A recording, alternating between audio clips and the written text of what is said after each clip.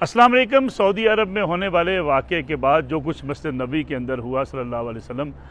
उसके बाद पाकिस्तान तहरीक इंसाफ की जो क़यादत है सऊदी अरब में, जो लीडरशिप है, जो उनकी तंजीम है और जो कारकुनान हैं, उनकी मुश्किलात बहुत बढ़ गई हैं। बहुत से लोगों की गिरफ्तारी अमल में लाई गई है। मस्जिद नबी के अंदर लगे हुए तमाम कैमरों का इस्तेमाल किया गया है और उन कैमरों के अंदर जिन लोगों की निशानदेही की गई उनकी गिरफ्तारी अमल में लाई जा चुकी है। और जो लोग नारे लगा रहे थे, आवाज़ें कस रहे थे या किसी धक्कम पेल में शरीक थे,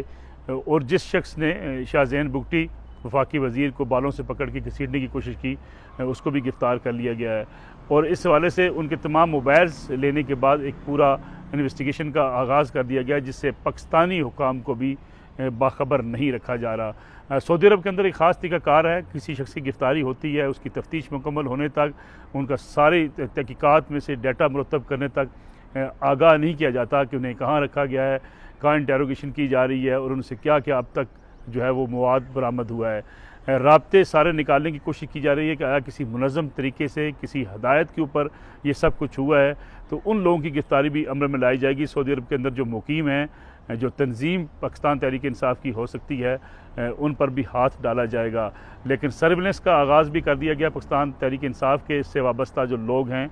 सऊदी अरब के अंदर, गोया उनके ऊपर एक बड़ी सख्ती आ गई है और आने वाले दिनों में PTI के लिए बड़ी मुश्किलात बढ़ जाएंगी। सऊदी अरब ने इस वाक़े को बड़ा संजीदा तौर पर लिया है। मस्जिद नबी के अंदर नारेबाजी और मस्जिद नबी के एहतराम और इससे एक बेहरुमती तस्वर किया जा रहा है और कहा जा रहा है कि रोज़ा रसूल सल्लल्लाहु अलैहि वसल्लम की बेहरुमती की गई है। नमाज के अंदर भी उन्हीं कुरानी आयात की तिलावत की गई जिसमें रसूलुल्लाह सल्लल्लाहु अलैहि वसल्लम के बारे में हुक्म है। कुरान के अंदर हुक्म नाज़िल हुआ कि नबी की आवाज़ से ऊंची आवाज़ ना की जाए, कहीं ऐसा ना हो कि तुम्हारे सारे अमाल ही ज़ाया कर दी जाए और तुम्हें इस बात का इल्म ही ना हो।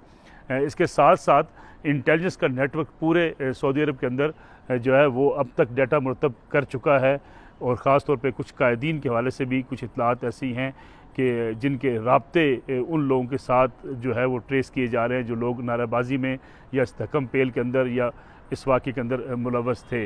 हुकाम ने जो सख्त गम व गुस्से का इज़हार किया है और इस बात की भी ख़दशा ज़ाहिर किया जा रहा है कि पाकिस्तान तहरीक इंसाफ की जो क़यादत है, लीडरशिप है जो पाकिस्तान की, उस तक भी एक नाखुशगवार जो है मैसेज उनको ज़रूर दिया जाएगा, क्योंकि ये आला हुकाम का एक इजलास भी हुआ सऊदी अरब के अंदर जिसमें इस बारे में जायज़ा लिया गया और इस बात का कभी इम्कान है कि पाकिस्तान तहरीक इंसाफ की पाकिस्तान की लीडरशिप को एक शो ऑफ कंसर्न शो किया जाएगा कि जैसा कि पहले जब इमरान खान साहब की हुकूमत गई उसके बाद एहतजाज की कॉल दी गई थी, तो सऊदी अरब में PTI ने एक मुनज़्ज़म एहतजाज किया था जिसकी रिपोर्ट्स भी मुरतब की गई। उसके बाद कारकुनान की एक लिस्ट भी बनाई गई थी और सारा डाटा इकट्ठा कर लिया गया था कि ये लोग कहाँ पे मुकीम हैं, क्या काम करते हैं, इनकी जॉब्स के हवाले से। तो गोया पाकिस्तान तहरीक इंसाफ के कारकुनों के लिए एक मुश्किल वक्त आ सकता है। अगर आप तारीख़ में देखें, जब मियां नवाज शरीफ को 99 में हुकूमत से निकाला गया और उसके बाद जब मुशर्रफ गए थे सऊदी अरब के दौरे पर, उस वक्त पाकिस्तान मुस्लिम लीग नवाज़ के कारकुनों ने भी एक एहतजाज किया था मुशर्रफ के विज़िट के दौरान, जिसके बाद उन तमाम लोगों की गिरफ्तारी अमल में लाई गई। बहुत से लोगों को वहाँ से निकाल दिया गया सऊदी अरब से, बहुत से लोगों के कारोबार बंद किए गए, उनके अपने कारोबार ख़त्म करके उन्हें फ़ौरी तौर पर पाकिस्तान भेज दिया गया, जेलों में लोगों को रखा गया। और जो वहाँ की लीडरशिप थी वो मियां नवाज शरीफ की बारहा दरख्वास्तों के बाद जाके उसको रिहाई मिली थी। गोया ये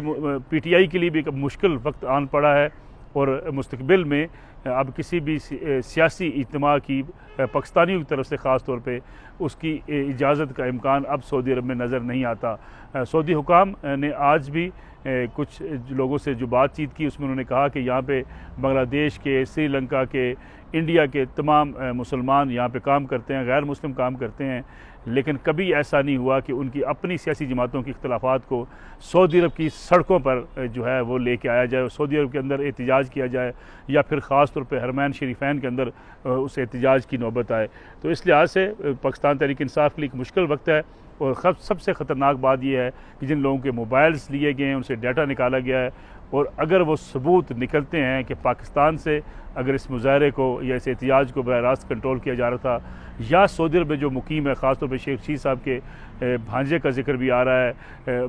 जो जहांगीर साहब हैं, जो